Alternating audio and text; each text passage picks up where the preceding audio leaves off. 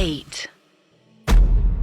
अर्श, अक्सर हम लोग जब बातचीत करते हैं और खासतौर पे जब तांत्रिक मेथड्स की, तांत्रिक तरीकों की बात करते हैं, तो जिक्र होता है 10 महाविद्याओं का जी, कि 10 महाविद्याओं से तांत्रिक लोग कई चीजें सिद्ध कर लेते हैं, कहीं उन्हें पावर्स हासिल होती हैं, और इन्हीं में से एक साधना है Baglamukhi yes Sadhana. I told you, Baglamukhi. तो कहते हैं, और आपने बताया कि ये काफी पावरफुल प्रोसेस है, तो क्या इस प्रोसेस से कोई कुछ भी कर सकता है? जी राहुल, इस प्रोसेस से कोई कुछ भी कर सकता है। कई सारे लोग ऐसे हैं जिन्होंने बगलामुखी माँ को सिद्ध किया है और उसके बाद उन्होंने अपनी सारी चीजें कर ली हैं जो उन्हें चाहिए था। प्राचीन कथाओं के अनुसार जब पार्वती जी शिव जी से रूठी थी तो वो 10 अलग अलग दिशाओं में गईं, और जितनी दिशाओं में वो गई हैं उतनी दिशा में उनके अलग अलग रूप आए जो 10 महाविद्या कहलाए। ऐसा कहा गया है, जिनको आज तक इस दुनिया में कोई नहीं जान पाया है सिवाय भगवान शिव के, और उन्हीं में से प्रारंभिक हैं माँ बगलामुखी। मेरी जिंदगी में मैं कई सारे ऐसे साधक से मिला हूं जिनके पास बगलामुखी माँ सिद्ध थी। कुछ ऐसे भी साधक रहे हैं राहुल जिन्होंने बगलामुखी माँ को सिद्ध करने की कोशिश करी है, पर उसका अंजाम बहुत बुरा हुआ है। ओके। एक साधक थे, दिल्ली के ही साधक थे, बहुत पुराने साधक थे। मैं जानता था उनको, बहुत टाइम से जानता था। बनारस में हमारी मुलाकात हुई और उन्होंने बताया कि उन्हें अब अगला जो चरण है, ऐसे हम लोगों में कभी बोलते नहीं है कि ये सिद्ध करना है या फिर ये सिद्ध करना है, ऐसे हम लोगों में कभी बोलते नहीं है कि ये सिद्ध करना है या फिर ये सिद्ध करना है। उन्होंने बताया कि अब शायद वो इन्हें सिद्ध करने वाले हैं, माँ बगलामुखी को। माँ बगलामुखी, ऑफ कोर्स उन्होंने बोला नहीं, ओके, क्योंकि वो कुछ दिनों से सिर्फ पीले कपड़े पहनने लगे थे। तो माँ बगलामुखी को पीले वस्त्र या फिर पीली चीजें बहुत पसंद है। ओके। तो वो ये सब करने लगे थे, जिससे मैं समझ गया था कि अब वो माँ बगलामुखी को सिद्ध करने वाले हैं। पर उन साधक के साथ एक कमी ये थी कि वो अपने परिवार को बहुत मानते थे। उनका परिवार भी था, वो गृहस्थ साधक थे एक तरीके से। ओके, ये कमी थी। कमी कैसी थी राहुल, ये आपको अभी आगे मेरे इस कहानी में समझ में आ जाएगा। ओके। उन्होंने माँ बगलामुखी को सिद्ध किया। ये प्रोसेस पूरे 41 दिन का था। ऑफ कोर्स मैं पूरा प्रोसेस नहीं बताने वाला हूँ, मैं आंशिक रूप से ही बताऊंगा। और मैं बताने से भी पहले ये कह देना चाहता हूँ कि बिना गुरु के इसको मत करिएगा। वो साधक के पास कोई गुरु नहीं था, ये मुझे बाद में पता चला। उससे पहले उन्होंने जितनी भी साधनाएं करी होंगी शायद उसके गुरु रहे होंगे, पर माँ बगलामुखी को करने से पहले इनके पास कोई भी गुरु नहीं थे और इन्होंने ये साधना बिना गुरु के करी। साधना करने में 41 दिन का समय लगता है राहुल, और 41 दिन में आपको सिर्फ पीले चीजों पर ही ध्यान देना है। इवन जो आसन बिछाते हैं आप, वो भी पीला ही होता है। एक कमरे के अंदर बंद रहना होता है और वहां से निकलना भी नहीं। प्लस इसमें आपको मांस मदिरा का सेवन बिल्कुल भी नहीं करना है 41 दिनों के लिए। पूरा ब्रह्मचर्य का पालन करना है। ये एक गृहस्थ इंसान थे, पता नहीं कैसे इन्हें अचानक से माँ बगलामुखी को सिद्ध करने का विचार आया होगा और इन्होंने ऐसा ही करना शुरू कर दिया। ये उसी कमरे में बंद रहते थे और इनका खाना एक छोटे से स्लाइडर बना हुआ था दरवाजे में नीचे, वहां से इनको दे दिया जाता था। ये उसी कमरे में खाते थे, उसी कमरे में सोते थे और वहीं पर जितना भी निवृत्त होना था उनको शौच वगैरह से, वो सब हो लेते थे। ये होने के बाद अचानक से कुछ बदलाव होने लगे। कमरे से बहुत जोर जोर से आवाजें आने लगी, ऐसा उनकी पत्नी बताती थी। ओके। कॉन्टेक्स्ट के लिए मैं बता दूं कि अब वो साधक इस दुनिया में नहीं है। ओके। साधना के 40वें दिन इनकी मौत हो गई। वो 41वें दिन तक भी नहीं पहुंच वो पाए। टिक ही नहीं पाए वहां तक, जबकि ऑलरेडी उन्होंने बहुत सारी ऐसी साधनाएं कर रखी थी जो आम इंसान के बस के परे है। पर वही कहते हैं ना कि गुरु के बिना ज्ञान नहीं। तो उनकी बीवी बताती थी कि 5 दिन बीते होंगे, वो अंदर से जोर जोर से चिल्लाने लगे कि मेरे बेटे को घर से बाहर ले जाओ, मेरे बेटे को घर से बाहर ले जाओ। इसके बाद जब भी खाना उनको दिया जाता था, क्योंकि खाने में मोस्टली पीले कलर के चावल, पीली दाल, उनको यही सब सर्व किया जाता था। 10वें दिन जब उनको खाना दिया गया और खाने की थाल बाहर आई तो वो थाल पीले से लाल हो चुकी थी। ऐसा लग रहा था कि उनका रक्त पूरे में मिला हुआ है, ऐसा उनकी वाइफ ने बताया। क्योंकि अब तो वो इस दुनिया में नहीं है, तो मैं एग्जैक्ट नहीं बता सकता कि उन्होंने अंदर क्या महसूस किया, पर जो बाहर लोगों को अनुभव हो रहा था वो मैं बताता हूँ। उन्होंने एक गलती और कर दी इस बीच। गलती ये कर दी कि वो एक दिन के लिए कमरे से बाहर आ गए। और ऐसा कहा जाता है कि अगर जो नियम और जो कायदे कानून बताए गए हैं साधनाओं को करते वक्त, अगर आप उन्हें तोड़ते हैं तो उसके दुष्परिणाम आपको आपके परिवार पर भी दिखते हैं। और यही हुआ। उनकी वाइफ को अचानक से ऐसा लगता था कि उनका बच्चा अपने सर पर चाकू मार रहा है बार बार, और ये बीच रात में होता था। उनकी वाइफ को ऐसा लगता था कि उनके बच्चे ने पूरा अपने शरीर को पीले रंग से पोत रखा है और फिर अपने सर पर चाकू से मार रहा है, जिससे खून लगातार बहकर उसका शरीर लाल होता जा रहा है। ऐसा उसको हर दिन महसूस होने लगा, जबकि उसका बच्चा उसके बगल में ही था। बस उसका बच्चा उन्हें देखकर बेवजह मुस्कुराया करता था। रात के करीब 2:30-3 बजे के आसपास का वक्त होगा। ये सब होने के बाद जैसे ही 21वां दिन हुआ, कहा जाता है कि मोस्टली जो अच्छे साधक होते हैं उनको 15-10 दिन के अंदर चीजें महसूस होने लगती हैं अपने आसपास। अभी अंदर क्या होता है वो मैं आपको बाद में बताऊंगा। उस साधक के साथ भी ऐसा ही होने लगा था। 21वें दिन वो अपनी बीवी का नाम जोर जोर से चिल्लाने लगा कि तुम जहां पर भी हो मर जाओ, तुम जहां पर भी हो मर जाओ। इस पूरे दौरान में जो उनकी बीवी थी, ये कमरा खोल करके अंदर नहीं जा सकती थी? नहीं, ये स्ट्रिक्टली अलाउड था, क्योंकि ऑलरेडी वो साधक रह चुके थे। उन्होंने बता रखा था कि अंदर आना किसी को भी अलाउड नहीं है। फिर भले जो भी आवाजें आए चाहे कुछ भी हो। हाँ, फिर कोई भी आवाज आए वो अलाउड ही नहीं थे अंदर। ओके। इसके बाद राहुल करीबन 30वां दिन होगा जब ये बगलामुखी की साधना कर रहे थे। पूरे घर में चंदन की खुशबू आने लगी, और उसी के साथ साथ जैसे ही उनकी बीवी उनके कमरे के पास खाना देने जाती थी, उसे किसी सड़े हुए मांस की बदबू आने लगी, क्योंकि 30 दिन तक उस कमरे के अंदर ही वो बंद थे, वो बाहर निकले ही नहीं। 40वां दिन हुआ राहुल, जिस दिन इनकी मौत हुई। वो नजारा बहुत दिल दहला देने वाला था। इनका आधा शरीर कट के उस कमरे के बाहर था। उस कमरे के बाहर था? बिल्कुल। जिस कमरे के अंदर वो साधना कर रहे थे, उस कमरे में जैसे हम लोग पालथी मारकर बैठते हैं, राइट जी, इनके पैर का पूरा पोर्शन धड़ तक का वहीं पर साधना के रूप में मौजूद था, और आधा धड़ का ऊपर का हिस्सा कमरे के बाहर कटा हुआ मिला, बहुत बुरी तरीके से, जिसमें उनकी आंतें वगैरह सब उखड़ कर बाहर थी। ऐसा जैसे किसी ने उसको खरोच कर निकाला गया हो। पर उनका शरीर एकदम शांत था। मतलब उनका चेहरा इतना खूबसूरत लग रहा था जैसे कोई न्यूबॉर्न बेबी हो। मतलब वो he was happy when he was dying. He was very happy। और उसके शरीर के पूरी तरीके से टुकड़े हो रखे थे, और इस तरह का एक भी हथियार कमरे के अंदर मौजूद नहीं था कि अपने शरीर को इतनी बुरी तरीके से फाड़ सके कोई। बाद में जब देखा गया तो उनके नाखूनों में उनकी आंतें धसी हुई थी थोड़ी थोड़ी। मतलब उन्होंने अपने ही नाखून से अपने शरीर के आधे टुकड़े करे। कैसे, ये किसी को नहीं पता।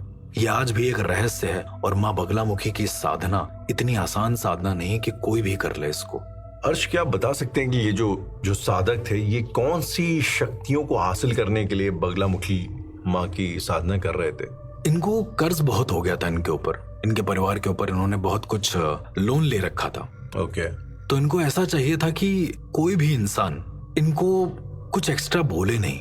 ये अगर कहीं जाएं तो इनकी बात रख ली जाए। बहुत सारे लोग पैसे के लिए बहुत सारी चीजें करते हैं, पर इन्होंने अपनी बात मनवाने के लिए साधना करी ताकि इनकी बात सुनी जाए हर जगह से। और जैसे ही 40वां दिन खत्म हुआ, पूरे घर में एक ऐसी महक भर गई जैसे सब कुछ बर्बाद हो गया हो, जैसे बहुत कुछ जल गया हो। जब इनकी वाइफ खाना देने ऊपर पहुंची तो इनका आधा शरीर दिखा, और उस दिन के बाद से जितने भी कर्जदार थे वो उनके घर के सामने आने लगे कि अब हमें चाहिए।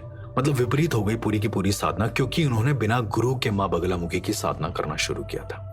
कई सारे ऐसे लोग भी हैं राहुल, मैं खुद भी इस एक्सपीरियंस का भोगी हूँ कि मुझे पता है कि साधना के अंदर होता क्या है। तो अगर बगलामुखी माँ की साधना के बारे में बात करेंगे तो आप थोड़ा आइडिया दे सकते हैं कि इसमें बेसिकली करना क्या होता है साधक को? साधक को एक स्थान देना होता है। सबसे पहले एक छोटा सा कमरा जहां पर कोई आता जाता ना हो। उसके बाद उस कमरे को पूरी तरीके से पीला करना होता है, क्योंकि पीला रंग उन्हें बहुत पसंद है। खुद भी पीले वस्त्र धारण करने पड़ते हैं, बैठना पड़ता है। राहुल, जब इस साधना को किया जाता है ना, तो आपको अंदाजा भी नहीं लगता है कि शुरुआत में आपको कितना अच्छा लगेगा, लेकिन धीरे धीरे ये वर्स्ट होता जाता है। कभी आपको ऐसा लगेगा कि अचानक से आपका ही कोई रिश्तेदार आपके सामने खड़ा हो गया है, वो जोर से हंस रहा है और आपके सामने ही अपना सर दीवार पर पटक कर अपनी जान दे रहा है। और ये सब आपकी आंखों के सामने होगा। आपको लगेगा ये सब एक सच्चाई है।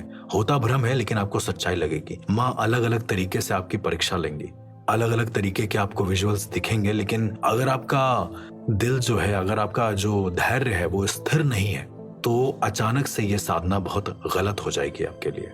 इस तरह करी जाती है माँ बगलामुखी की साधना। और साधना जैसे ही खत्म होती है, जैसे ही 41वां दिन होता है, ऐसा कहा जाता है कि माँ स्वयं आती हैं, आपको दिखती हैं। आपके बगल में एक स्त्री बैठी हुई दिखती है। बहुत प्यार से वो पूछती हैं कि तुम मुझे किस रूप में सिद्ध करना चाहते हो, जैसा कि हमने पिछले कर्ण पिशाचनी वाले एपिसोड में सुना।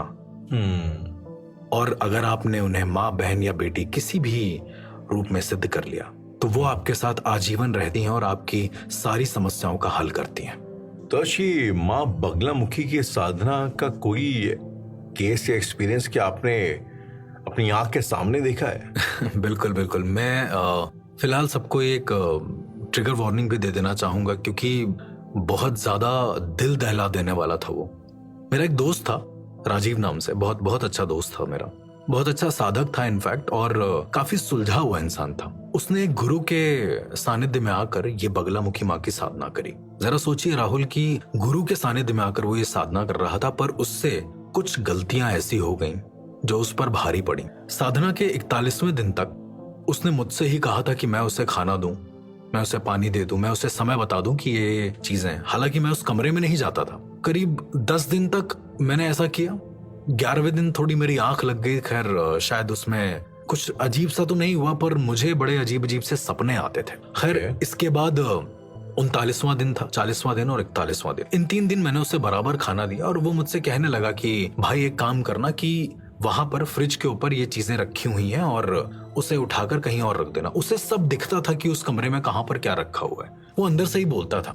41वें दिन अचानक से कमरे से थोड़ी सी महक आने लगी अजीब सी, और उसके बाद मैंने भी सोचा कि यार अब दरवाजा खोल देना चाहिए, क्योंकि अब वो मेरी किसी भी बात का जवाब दे नहीं रहा था। मैंने फिर सारे लोगों को बुलाया और बोला कि इस दरवाजे को एक बार खोल कर देखते हैं। 15-20 लोग आए और सबने दरवाजा खोला, और राहुल मेरी आंखों के सामने उसकी लाश मौजूद थी, जो ऊपर सीलिंग फैन से लटकी हुई थी। उसने फांसी लगा ली थी खुद में। बात ये नहीं थी कि उसने फांसी लगा ली, बात ये थी कि उसकी लाश लगभग सड़ चुकी थी। पर क्या ये संभव है राहुल कि एक दिन में किसी की लाश सड़ जाए? एटलीस्ट 2-3 दिन लगते हैं शायद। 2 दिन तो एटलीस्ट लगते हैं बहुत ज्यादा सड़ने में। जी। आप ये समझ लीजिए कि इस हद तक सड़ गई थी कि उस पे कीड़े पड़े हुए थे। ओके। और ये बड़ा अजीब था मेरे लिए। ये बड़ा अजीब था क्योंकि मुझे लग नहीं रहा था कि ये इतना पहुंचा हुआ साधक इसके साथ ये हो जाएगा। खैर इसके बाद जब पोस्टमार्टम हुआ बॉडी का, तो पता चला कि लाश 7 दिन पुरानी है। 7 दिन पुरानी है? 7 दिन पुरानी है। मैं बस उस घर में जाता और वो जो कहता वो मैं कर देता, फिर मैं वापस आ जाता। पर 7 दिन पुरानी कैसे हो सकती है राहुल? क्योंकि 7 दिन तक तो मैंने उसे खाना दिया है और हर बार उसने मुझे हर एक चीज बताई है। मतलब आप उसकी आवाज सुन पाते थे? मैं उसकी आवाज सुनता था और हर बार मुझे ऐसा लगता था कि उसकी आवाज ऊपर से आ रही है। ध्यान करने पर मुझे यह पता चला कि उसने फांसी लगा तो ली थी, पर वो अपनी साधना के अंतिम चरण में था और उसकी अवेयरनेस बहुत तेज थी। तो वो मरते मरते भी उसका शरीर चूक नहीं रहा था। वो बोल रहा था किसी न किसी जरिए से, वो मुझे बता रहा था। पर अगर वो मुझे बता रहा था तो उसको जो खाना मैं दे रहा था वो कौन खा रहा था? फांसी लगे लगे उसका बोलना मुझे आज भी याद है। और वो खाना कौन खा रहा था फिर? कुछ भी अंदाजा नहीं है। साधनाएं इतनी ही खतरनाक होती हैं राहुल कि आपको खुद को नहीं पता चलेगा कि आखिरकार सामने वाले के साथ क्या हो रहा है। और ये मेरी जिंदगी का बहुत दिल दहला देने वाला एक हादसा था। इंडीड, काफी दिल दहला देने वाला ये हादसा था। अर्श, कभी कोई ऐसा साधक आपको मिला जिसने बगलामुखी माँ की साधना को सिद्ध किया है और उससे क्या क्या शक्तियां उसे हासिल हुई? बगलामुखी माँ को सिद्ध करने वाले बहुत सारे साधक हैं और आज भी मौजूद हैं, और जितने भी वो साधक हैं वो सब के सब लोगों की मदद करते हैं। इनफैक्ट जितने भी लोगों को मैंने देखा है वो बहुत सौम्य रूप से रहते हैं। उनके पास एक यंत्र रहता है माँ बगलामुखी का। जिस भी लोगों को ये परेशानी होती है कि घर में द्वेष है, घर में दिक्कत है या कुछ ऐसा है आपस में, उसको वो इंसान सॉल्व कर देता है। तो अर्श, बेसिकली इस साधना को करने से 2 परिवारों के बीच में अगर दुश्मनी है तो दुश्मनी खत्म हो जाती है, दोस्ती हो जाती है। देखिए ये सच तो है कि दोस्ती हो जाती है, लेकिन दुश्मनी भी हो सकती है। इस साधना के कई अलग अलग परिणाम हो सकते हैं। मेरा एक केस था राहुल, जहां पर एक परिवार में बहुत प्यार हुआ करता था। चाचा पापा वो वाला एक सिनेरियो था। और ताज्जुब की बात यह थी कि इनके घर में पूजा पाठ का माहौल बहुत था और दोनों ही बहुत अच्छे साधक थे। इनको भी अलग अलग तरह की सिद्धियां थी। पर पता नहीं क्या हुआ, एक दिन एक बच्चे की वजह से शायद से एक बच्चा इनका धोखे से गिर गया इनके बड़े भाई के हाथ से। तो बड़े भाई और छोटे भाई में जो मनमुटाव हुआ है उसके बाद से, वो बड़ा देखने लायक था। कोई ना कोई किसी न किसी तरह का फिर जादू करता रहता था एक दूसरे के ऊपर। मतलब इतना ज्यादा द्वेष हो गया था दोनों में, इतना ज्यादा लड़ाई होने लगी थी कि कुछ कहने को नहीं। धीरे धीरे ये चीजें और वर्स्ट हो गई। जरा सोचिए, जब दो साधक आपस में लड़े तो कैसा होगा, और वो भी एक ही घर के। तो जब इन लोगों के साथ ऐसा हुआ तो इन दोनों ने, मतलब छोटे भाई और बड़े भाई ने, जो दोनों एक दूसरे से जलते थे, दोनों ने माँ बगलामुखी को सिद्ध किया। दोनों ने एक ही घर के अंदर। ओके। एक ही घर के अंदर इन्होंने माँ बगलामुखी को सिद्ध किया, और सिद्ध करने के बाद जो हुआ वो रोंगटे खड़े कर देने वाला था, क्योंकि इनके परिवार इफेक्ट होने लगे। कभी अचानक से किसी की उंगली कट जाती थी पूरी पूरी, कभी अचानक से किसी के बाल कोई नोच लेता था, और ये इनके घर में सबके साथ होने लगा। और अंत इसका बहुत ही अजीब हुआ। इन दोनों के एक एक कमरा था जहां पर ये मोस्टली साधनाएं करते थे। साधना के चक्कर में माँ बगलामुखी को सिद्ध तो कर लिया था, दोनों ही अजय और दोनों ही पराजय हो गए थे लोगों से। जब वो खुद से लड़ने लगे, जब शक्तियां आपस में क्लैश होने लगी, तो उसके परिणाम परिवार पर दिखे, और अंत में जाकर ऐसा हुआ कि दोनों की जो आत्माएं हैं वो एक दूसरे से बदल गईं। मैं आपको मतलब दोनों भाइयों की आत्मा एक दूसरे से बदल गई। मैं आपको साधारण रूप से समझा देता हूँ। जब किसी भी हम एक शक्ति को सिद्ध करते हैं तो हम उसका आदर सम्मान करते हैं जी। ओके। और जब दो इंसान, अलग अलग इंसान जो कि एक ही घर के हों और जलते हों एक दूसरे से, एक ही कुल के हों इनफैक्ट, तो जब हम सेम सिद्धि को सिद्ध करते हैं तो उसका आदर सम्मान होना दोनों के बीच बहुत जरूरी है। और यदि ऐसा नहीं हुआ तो शक्ति तुम्हारे दिमाग को सही करने के लिए तुम्हारी आत्मा को भी बदल सकती है।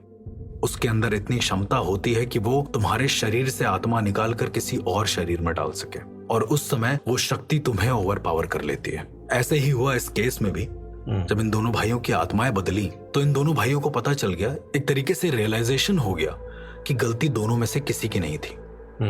और जब ये रियलाइजेशन हुआ तो अपने आप ये चीजें धीरे धीरे सॉल्व होने लगी। पर कहा जाता है कि जब शक्ति अपना प्रभाव दिखाती है तो उसके साथ साथ उसके गण भी आते हैं, और जब उनके गण आते हैं, जैसे भूत प्रेत, ऐसे कई सारे ऐसे गण थे, तो वो उसके घर में एक्टिव हो गए थे बहुत ज्यादा। और इस केस को सॉल्व करने के लिए जब मैं वहां पे पहुंचा हूं, तब मुझे ये सारी चीजों के बारे में बताया गया है कि माँ बगलामुखी को सिद्ध किया गया, आत्माएं आपस में एक्सचेंज हो गई थी। धीरे धीरे करके जब वहां पर प्रॉपर माँ बगलामुखी की सेवा होने लगी, प्रॉपर एक मंदिर बना उनके लिए, तब जाकर ये सारी की सारी चीजें सॉल्व हुई। आज भी वो इंसान, माँ बगलामुखी का जो साधक है, आज भी माता के सामने जाते हैं, दोनों के दोनों अपना हाथ एक दूसरे से पकड़ते हैं। एक तरीके से उन दोनों की आत्माएं एक दूसरे से अब जुड़ गई हैं। तो अगर इनको साधना भी करनी होती है तो ये दोनों एक दूसरे का हाथ पकड़कर साधना करते हैं, वरना वो साधना कभी भी पूरी नहीं होगी। नमस्कार करना होता है तो एक दूसरे का हाथ मिलाते हैं, तब वो नमस्कार होता है। तो ये एक मेरा एक्सपीरियंस था इस